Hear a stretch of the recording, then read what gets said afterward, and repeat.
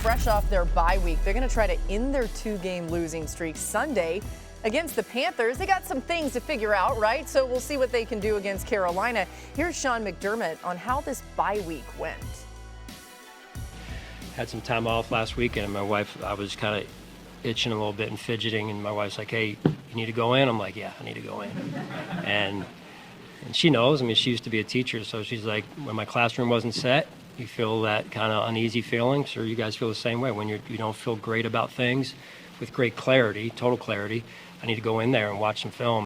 We're looking forward to getting back on track and having a good week of practice and trusting each other. Don't have to get tight. Don't have to change everything. Obviously, we want to correct things, but we don't have to do a complete overhaul. You know, we still trust our guys, and we still are going to rely on our guys to go out there and make some plays, and that's ultimately what we got to do. I love the honesty from McDermott, some great wisdom there even from Josh Allen.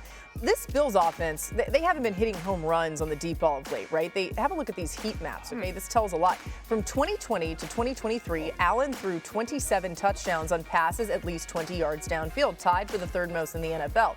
But over the last 2 seasons, just 1 touchdown on those throws, which came in Week 17 last year against the Jets. Allen has the same number of 20-yard touchdowns as Cowboys backup Joe Milton in that time. I mean, that's weird. It's the left side of the screen. Can we put that back up there again as we talk about it? The left side of the screen is just completely filled with the heat, and then the right side, there's just 1. All right, I don't know. Maybe that's the ball going over 20 yards. Yes, yeah? and touchdowns. In the air on touchdowns, That's too. the other thing. 20-plus air-yard touchdown. He's not throwing touchdowns of that nature, which, Dan, I feel like there's a few reasons why. But let's go to Hawk first. Yeah. What needs to change for this Bills offense? Well, it's exactly that. I think it's the receiving weapons need to step up. One person. Keon Coleman, he's having a rough go. He seems overwhelmed. Now, there are some disciplinary things that have gone on, but he seems like a young player who's trying to work his way through his sophomore season. One thing that can help him is not be a one-trick pony for contested catches. He has to get yak, but how does he get yak? He has to get forward. We talked about this last year with a young player catching the ball and coming backwards. You're going to see the same thing here. Split field, catches it, watch where his first step is. Those are like the small things. And there was another one against the Atlanta Falcons where he did something similar that you just noticed it on tape. He has to develop in the yak portion of this offense, and the coaches have to help him get there because the whole just back shoulder throw it up, everybody's expecting it, they're playing it, and the way you combat that is to get him the ball and show that he can catch and run. I don't think he's right now a guy that you could just put out there by himself and go like beat coverage. Really versus any corner. I just don't believe he's that guy yet. I think he's got to be utilized a little bit like they do Shakir. I really think he should become like at least right now, and specifically early in games, just like get him the ball in space, like a bubble guy, an RPO guy, ball in space guy. He's not whooping people. So here's the issue with that is not his game. Like that is not. You don't think so? Like because punt returning and you're seeing those catches, and the reason why I put that up there is because instinctually, when you are confident in that, he has to know at this level, you are a catch and get vertical. You leave the side-to-side step back to Shakir, but at this level, you're dangerous. When you catch and get vertical with speed at your size, then those big plays will happen. And to your point about lining him up, he's going to have to develop more of a bag, more of a package in his routes, and the way he makes things look like that, makes that look like this. But how they're using them now, it can't just be run straight and out muscle It can't be run straight out back shoulder you and you go up and get it. Like, that's going to wear out. NFL DBs at some point aren't going to let that to continue going on. This isn't the college level. Yeah, so I think this will be a good challenge for him and this offense going against Carolina. I know everyone thinks that Carolina is X.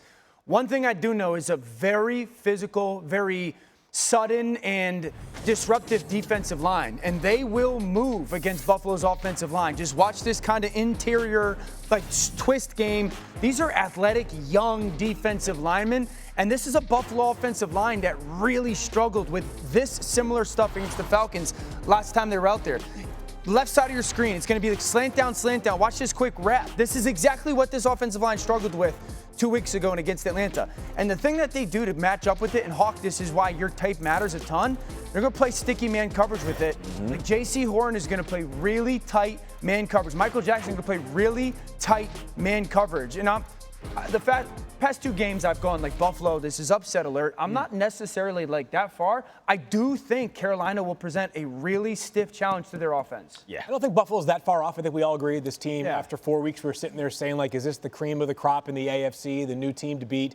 But they have kind of lost what I think is their desired way over the past couple of weeks. 2 weeks ago against New England, it was never a blowout, but it was a game that New England was playing well enough, and they're one of the best run defenses in the NFL right now, that Buffalo couldn't get anything going in what they want to do, right? They want to play either 6 offensive linemen, or now with Jackson Hawes, their 5th-round rookie tight end, who basically can function as a 6 offensive lineman. They want to control the point of attack. More of that, babyface. Yeah. Don't forget who you are. But we haven't seen nearly as much of that over the past couple of weeks. Last week against Atlanta, the game got out of hand early. Atlanta jumps, I guess, 2 weeks now, but they, of course, jump out ahead of them on Monday Night Football, and next thing you know, Buffalo's unable to tap into James Cook, who over the past couple of weeks has been limited relative to where he was to begin the season. I love the safe version of Josh Allen. I think that's the MVP Josh version. Allen. But you want to ride the Josh Allen experience. You want the long ball. They got to figure out how to incorporate that, because that's what he really does very special. I agree. The 2 guys on the outside got to make more plays for him to be willing to put the ball in harm's way a little bit more. And I think it's a little bit play caller. They had a really good formula last year, but those 2 guys, Palmer and Keon Coleman, you got to make me trust that I could put that ball up in a 50-50 ball opportunity. You think about how good Joe Brady's been, like, to your point, but it is hard to repeat this stuff year after year, especially with slightly different guys. They'll be all right. So that's what Josh Allen said too.